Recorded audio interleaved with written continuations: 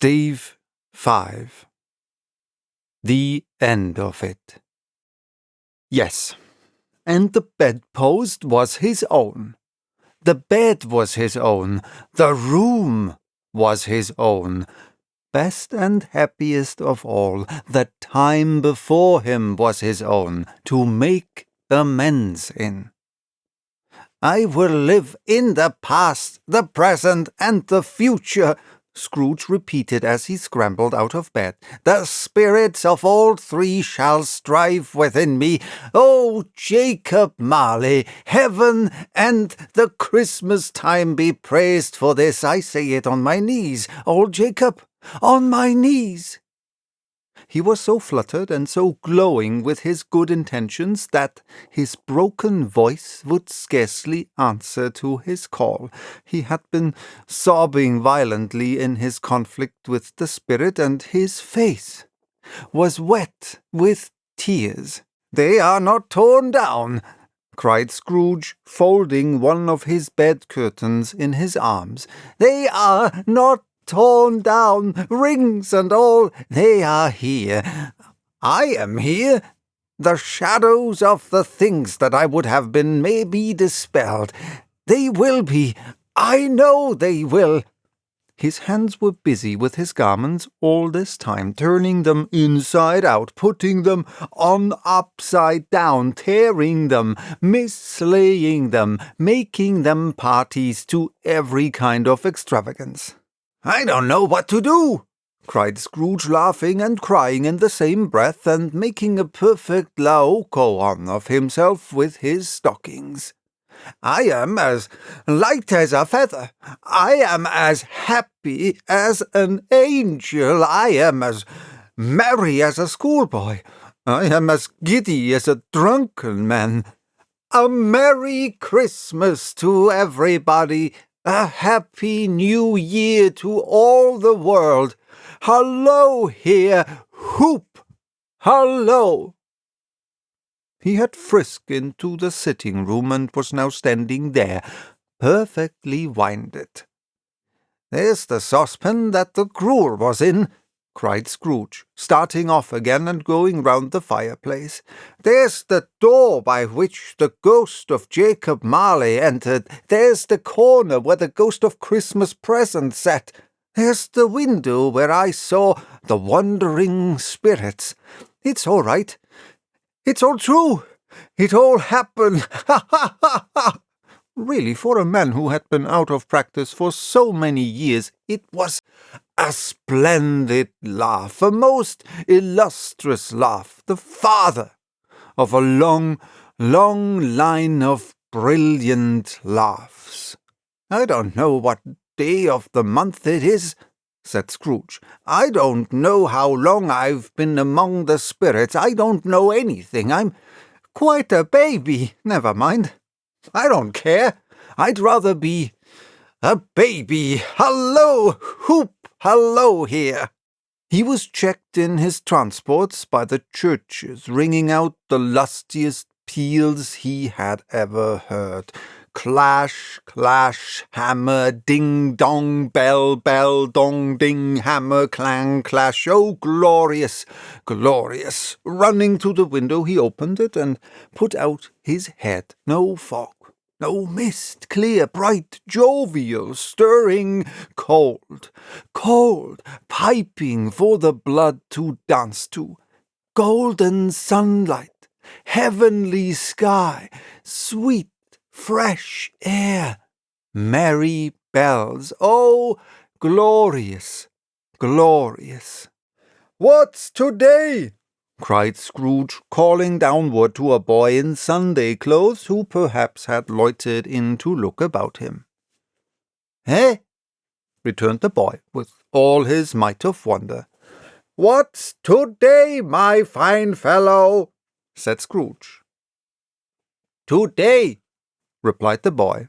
"Why, Christmas Day." "It's Christmas Day," said Scrooge to himself. "I haven't missed it.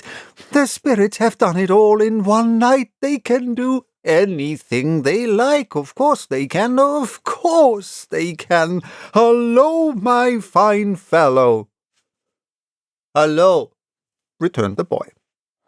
"Do you know the poulterers in the next street but one at the corner?"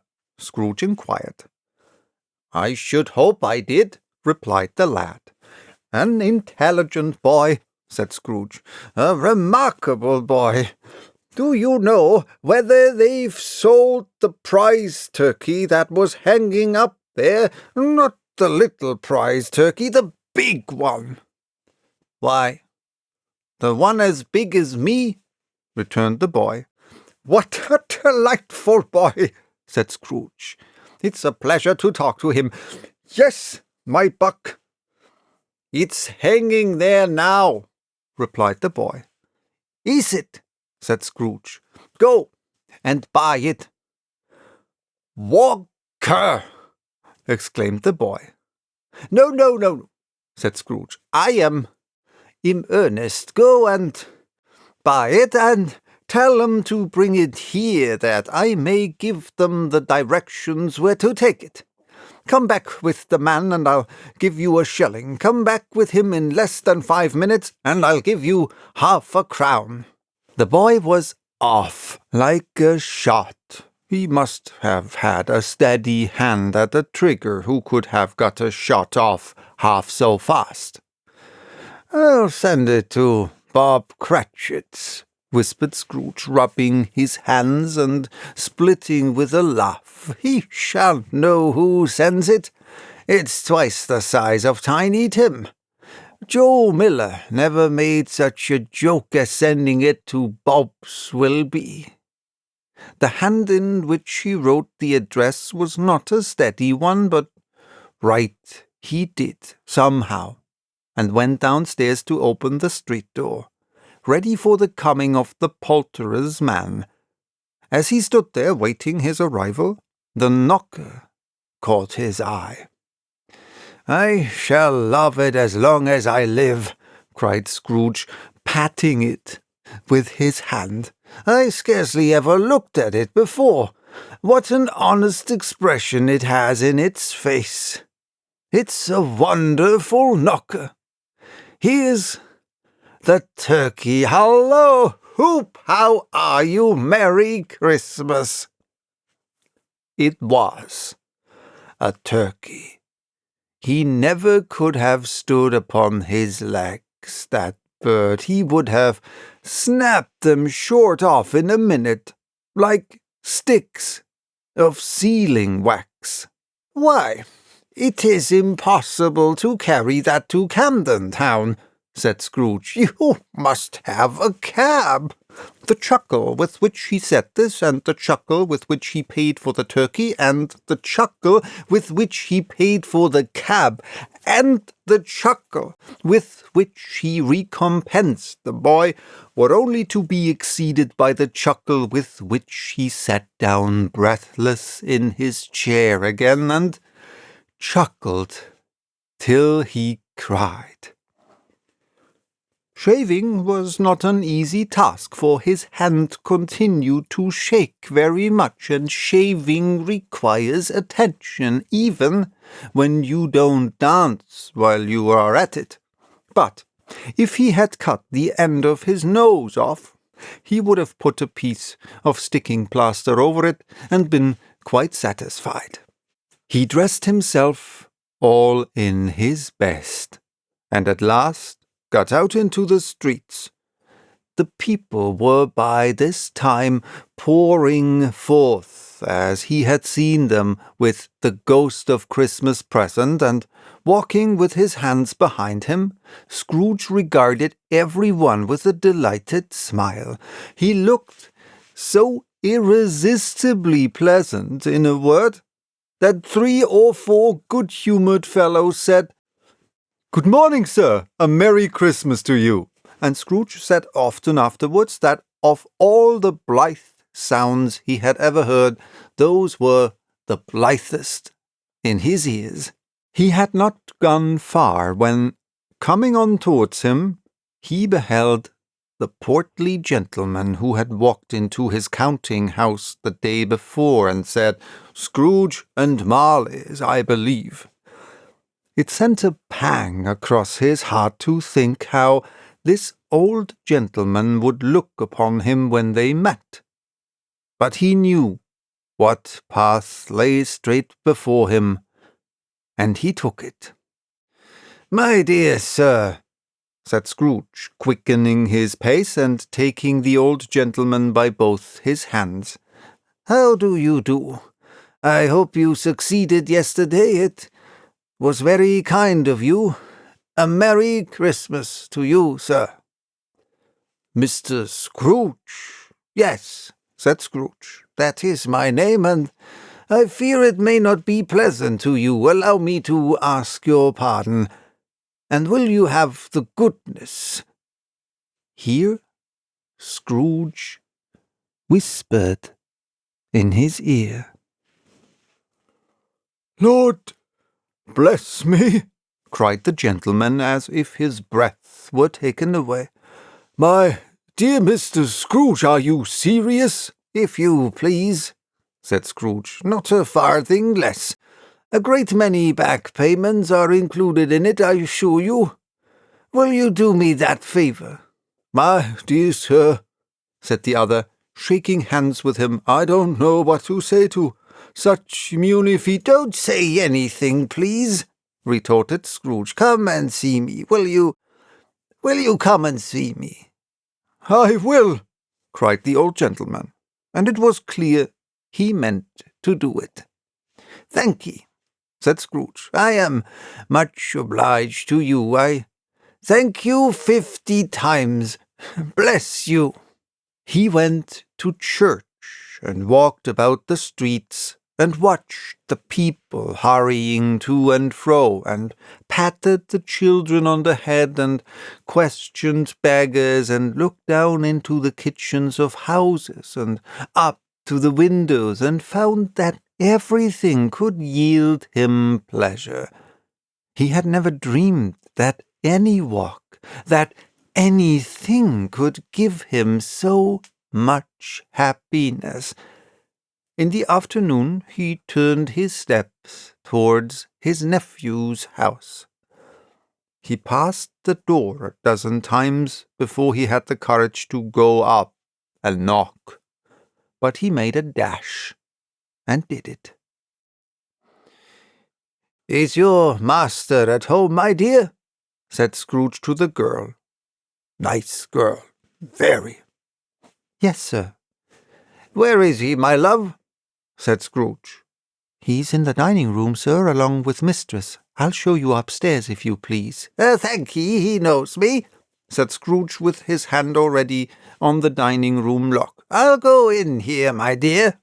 He turned it gently, and sidled his face in round the door. They were looking at the table, which was spread out in great array. For these young housekeepers are always nervous on such points, and like to see that everything is right. "Fred," said Scrooge. Dear heart alive, how his niece by marriage started! Scrooge had forgotten for the moment about her sitting in the corner with the footstool, or he wouldn't have done it on any account. "Why, bless my soul," cried Fred, "who's that?" "It's I, your Uncle Scrooge. I have come to dinner. Will you let me in, Fred?" Let him in. It's a mercy he didn't shake his arm off. He was at home in 5 minutes. Nothing could be heartier. His niece looked just the same. So did Topper when he came. So did the plump sister when she came. So did everyone when they came. Wonderful party. Wonderful games. Wonderful unanimity. Wonderful happiness. But he was early at the office next morning. Oh, he was early there. If he could only be there first and catch Bob Cratchit coming late, that was the thing he had set his heart upon. And he did it, yes, he did. The clock struck 9. No Bob. 1/4 past. No Bob. He was full 18 minutes and a half behind his time. Scrooge sat with his door wide open, that he might see him come into the tank. His hat was off before he opened the door, his comforter too. He was on his stool in a jiffy, driving away with his pen as if he were trying to overtake 9 o'clock. "Hello," growled Scrooge in his accustomed voice, as near as he could feign it. "What do you mean by coming here at this time of day?" "I am very sorry, sir," said Bob. "I am behind my time." "You are," repeated Scrooge. "Yes, I think you are. Step this way, sir, if you please." "It's only once a year, sir," pleaded Bob, appearing from the tank. "It shall not be repeated. I was making rather merry yesterday, sir." "Now, I'll tell you what, my friend," said Scrooge. "I am not going to stand this sort of thing any longer, and therefore," he continued, leaping from his stool and giving Bob such a dig in the waistcoat that he staggered back into the tank again, "and therefore I am about to raise your salary." Bob trembled, and got a little nearer to the ruler. He had a momentary idea of knocking Scrooge down with it, holding him and calling to the people in the court for help and a straight waistcoat. "A Merry Christmas, Bob," said Scrooge with an earnestness that could not be mistaken as he clapped him on the back. "A merry Christmas, Bob, my good fellow, than I have given you for many a year. I'll raise your salary and endeavour to assist your struggling family, and we will discuss your affairs this very afternoon over a Christmas bowl of smoking bishop, Bob. Make up the fires and buy another coal scuttle before you dot another I. Bob Cratchit." Scrooge was better than his word. He did it all, and infinitely more. And to Tiny Tim, who did not die, he was a second father. He became as good a friend, as good a master, as good a man as the good old city knew, and any other good old city, town, or borough in the good old world.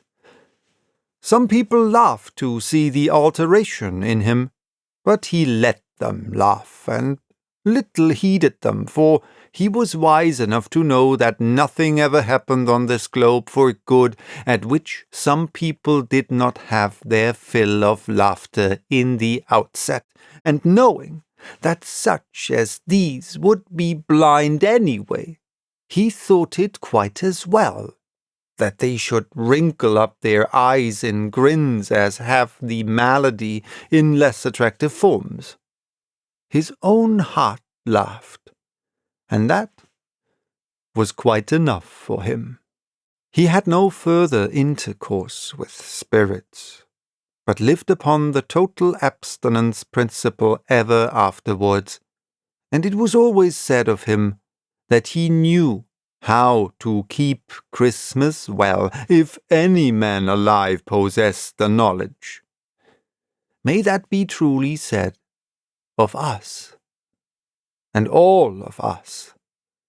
And so, as Tiny Tim observed, God bless us, everyone.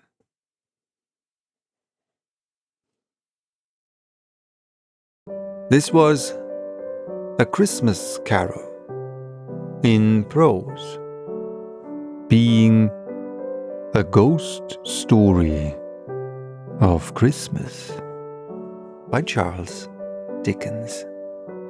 I'm wishing you all a very Merry Christmas, Happy Hanukkah, Happy Holidays, or whatever you choose or choose not to celebrate. I hope you enjoyed, and I hope to see you next time. Bye-bye. Take care.